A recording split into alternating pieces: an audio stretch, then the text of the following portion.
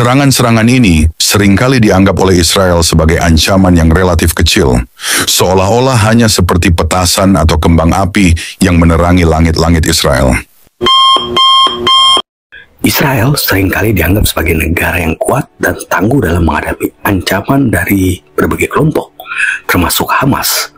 Dalam berbagai konflik dan konfrontasi, Israel telah menunjukkan kemampuan militernya yang superior, didukung oleh teknologi canggih, strategi yang terorganisir, dan intelijen yang kuat. Hamas, kelompok militan yang menguasai jalur Gaza, seringkali melancarkan serangan roket terhadap Israel. Namun, serangan-serangan ini seringkali dianggap oleh Israel sebagai ancaman yang relatif kecil, seolah-olah hanya seperti petasan atau kembang api yang menerangi langit-langit Israel. Perbandingan kekuatan militer antara Hamas dan Israel sangatlah besar, ibarat langit dan bumi. Hamas, meski memiliki semangat juang yang tinggi, tetap jauh tertinggal dari segi teknologi, strategi, dan sumber daya dibanding dengan Israel. Israel, sebagai bangsa yang sering dianggap sebagai umat pilihan Tuhan dan didukung kuat oleh Amerika Serikat, memiliki posisi yang hampir tak tertandingi dalam konflik ini.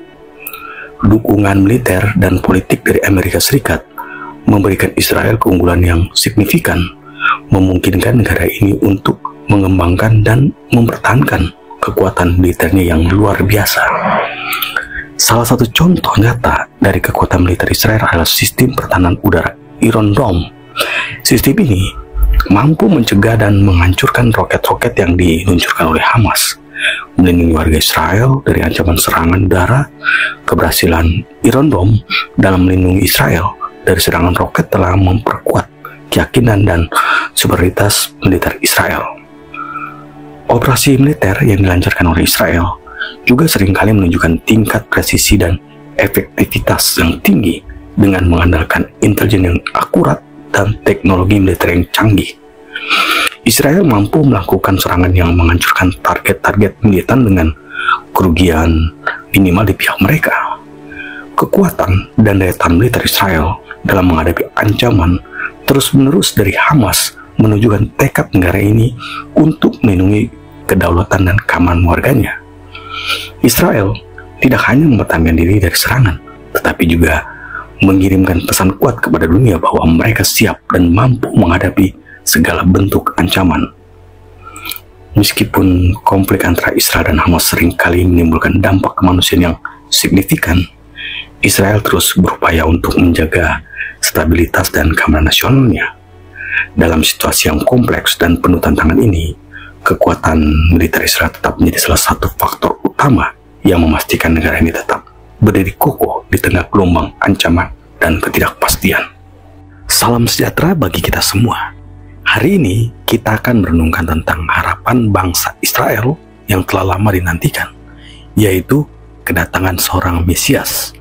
Dalam sejarah panjang mereka, bangsa Israel selalu menantikan seorang penyelamat yang akan membebaskan mereka dari penindasan dan membawa kedamaian serta kemakmuran.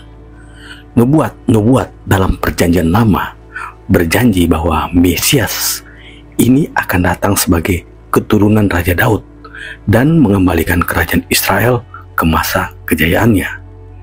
Bagi umat Kristiani, Yesus Kristus adalah pemenuhan dari semua nubuat ini. Sahabat terkasih, bangsa Israel sepanjang sejarahnya telah menantikan kedatangan seorang Mesias, seorang penyelamat yang diutus oleh Allah untuk membebaskan mereka dari penindasan dan membawa kedamaian serta kemakmuran.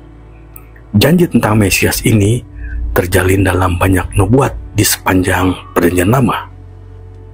Siapakah itu Mesias? Mesias dalam bahasa Ibrani berarti yang diurapi, berunjuk pada seseorang pemimpin yang diurapi dengan minyak suci sebagai tanda pengangkatan Allah.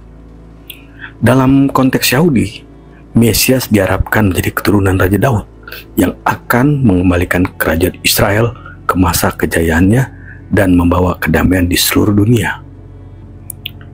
Yesus Kristus bagi umat Kristiani adalah sosok yang memenuhi sebuah nubuat tentang Mesias. Kelahirannya di Bethlehem seperti yang dinubuatkan oleh Mika, adalah salah satu bukti nyata akan memenuhi janji Allah. Selain itu, silsilah Yesus yang dapat ditelusuri hingga Raja Daud juga mengkonfirmasi identitasnya sebagai keturunan yang dinantikan. Nabuat Yesaya 53 menggambarkan seorang Mesias yang akan menanggung penderitaannya demi umatnya.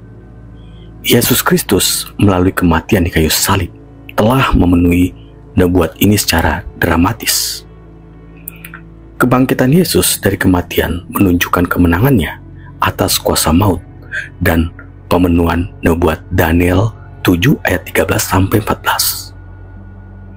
Aku terus melihat dalam penglihatan malam itu, tampak datang awan-awan dari langit seseorang seperti anak manusia.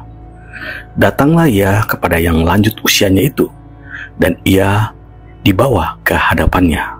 Lalu diberikan kepadanya kekuasaan dan kemuliaan, dan kekuasaan sebagai raja.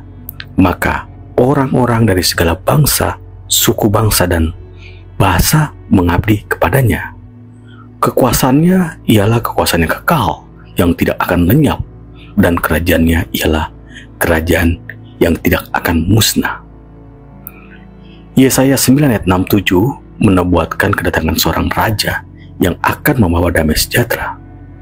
Yesus Kristus menawarkan damai sejahtera yang melampaui pengertian manusia melalui Roh Kudus yang diberikan kepada setiap orang yang percaya kepadanya.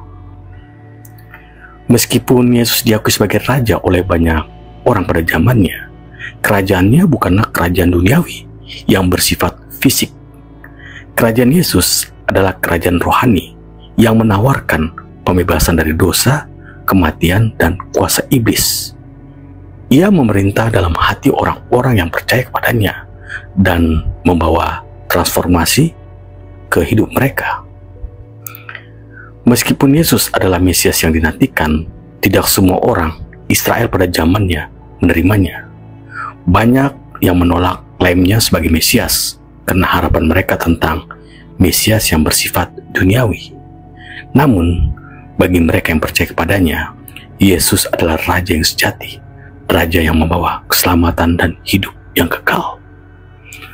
Sahabat terkasih, sebagai pengikut Yesus, kita adalah bagian dari bangsa Allah yang baru, yang terdiri dari orang-orang Yahudi dan non-Yahudi yang percaya kepadanya. Harapan akan kedatangan kembali. Kita menantikan kedatangan Yesus Kristus kembali dengan kemuliaan untuk mendirikan kerajaannya secara penuh di bumi. Kita dipanggil untuk memberitakan kabar baik tentang Yesus Kristus kepada seluruh dunia. Yesus Kristus sebagai Raja bangsa Israel telah memenuhi harapan dan nubuat yang telah lama dinantikan. Melalui kematian dan kebangkitannya, Ia telah membuka jalan bagi kita untuk memiliki hubungan pribadi dengan Allah. Sebagai pengikutnya, kita dipanggil untuk hidup dalam kerajaannya dan memerintahkan kabar baik tentang kasih-Nya kepada dunia. Mari kita berdoa. Ya Tuhan, kami bersyukur atas kasih dan rahmat-Mu yang tak berkesudahan. Terima kasih karena Engkau telah mengirimkan Putra-Mu Yesus Kristus untuk memenuhi nubuat dan harapan kami. Kami berdoa agar kami dapat hidup dalam tenang kerajaan-Nya, menjadikan Yesus sebagai Raja dalam hati kami, dan membawa kabar baik tentang kasih-Nya kepada dunia. Berilah kami kekuatan dan keberanian untuk menyaksikan iman kami, serta menantikan dengan penuh harapan kedatangan-Nya kembali dalam kemuliaan. Dalam nama Yesus Kristus kami berdoa. Amin. Sahabat terkasih, jangan lupa like dan subscribe video ini. Terima kasih. Shalom.